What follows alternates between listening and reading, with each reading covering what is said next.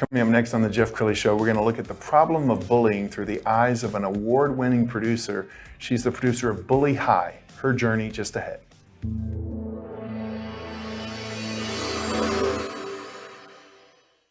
Many are predicting that the worst is yet to come, which is unfortunate, said one person here. Until now, they've enjoyed the reputation of being the nation's icebox. Watched a burglar in his home this morning by webcam. As a journalist of over 25 years, stories are what make my world turn. Reporting live from the Dallas newsroom tonight, Jeff Crilley, Fox 4 News. But in 2008, I took the jump from my familiar life and started a PR firm from my home. We're talking about anyone with a camcorder like the one I'm using becomes a television network. We started slowly growing the company, and we now have over 100 clients, and we've branched into the world of live digital broadcasting. I now own 8 different TV studios and have a huge team, and the stories that I now get to share are sometimes the most important of my life. Life has a funny way of coming around full circle. This is the Jeff Crilley Show. So bullying has always been around, but I think it gets worse by the year, especially with you got cyberbullying now, where kids are hiding behind fake names and just punishing each other online. And the problem of bullying is not going to go away, but you can make a difference. And Therese Moncrief is here. She's the producer of Bully High and a number of other award-winning films. But today we're talking about bullying. So why don't you tell us about Bully High. So Bully High is about it's a feature film, and an exchange student from Pakistan comes and attends a normal American high school. And all these normal American kids and adults, teachers, others, react to her in different ways. She becomes a trigger for whatever the reasons are, and we delve into how and who a bully is, who may become a bully and why, and how to diffuse a bully situation, that the person who is bullied can reframe the whole thing just by their reaction to the bullying. Not easy, but it can happen. How did you first get involved in this project? My film partner, Billy McAdams, and another film partner, another producer and actress in the film, Caroline Stella, had started talking about addressing the bullying that happens to gay kids, because Caroline had just come out and their church had just thrown her out, and so the traumas in her family and her environment. And so it started out with her story, but it became broader because bullying affects so many people for so many reasons. And I saw the potential in the messaging. I mean, theirs was a conversation, then I came in, and it took us 4 years to make because of COVID. So it feels like here's a high school story that took 4 years, just the amount of time that it would take kids to go through high school. And we are so lucky to have retained the whole team, that the story evolved and developed, and it became richer because of the time that COVID bought for us. Wow, that is amazing. We're going to pull up the website, and as we scroll down the website, I want you to talk about how lucky you are that the kids didn't age so much. I mean, 4 years is during their high school years. There's Billy. Yeah, the casting was so there critical. Are our laurels. Look at all those awards. That's amazing. How tough was it to cast the right people? It seems like in our projects, the right people come along at the right time.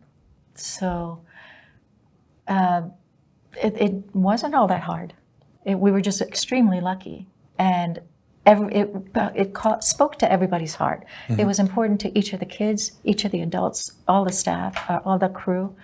And so, no, it wasn't a hard situation at all. Outstanding. Here's the trailer. Your mother's bringing a guest home. Guest? A foreign exchange student from Pakistan.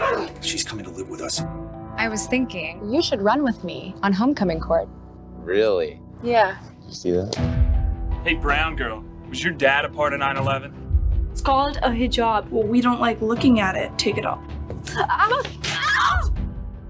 Your suspension starts today, Miss Smith. This isn't about grades. I don't understand why you're dating her. You could have anyone in the school, and you choose her? Let it all out. You think this is funny? Miriam was called a rackhead today. It was from a teacher. Being silent is not the answer. My mother died in a terrorist attack. He destroyed me. I told you I don't want you hanging around her. Who did this? There's nothing we can do, man. Say something! I pledge allegiance to the flag of the United States of America, and to the republic for which it stands, I love you, Mama. one nation, under God, indivisible, with liberty and justice for all. I choose to live for today and tomorrow.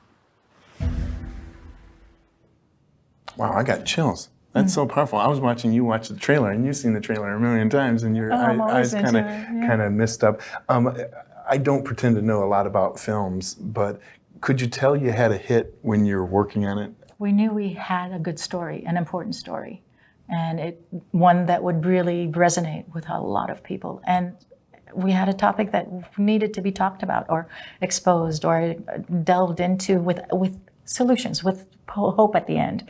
I think people just wallow in sounding alarms without having solutions, without having any place to go. Yes. And I don't think that is where we want to be. We want to make a difference. And I think it's a powerful way to communicate a message because, there's all kinds of these anti-bullying campaigns and the principal can, have an edict, but watching it in film, there's something about storytelling, like rich, filmmaking that can communicate a message that could not be communicated any other way. That's my awe, the awe that I have of the creative, people who have the ability, the talent to communicate feelings, experiences to other people through their medium, whatever that medium is, whether it's visual, performance, film. Sure. I have always supported it. That's some of my background. I was one of the founders of the Lone Star Film Society. Before that, what led to that was that I loved the fact that we had so much talent. We were surrounded by so much talent, and the talent needs support. And so we kept giving them a forum for expression and for communication.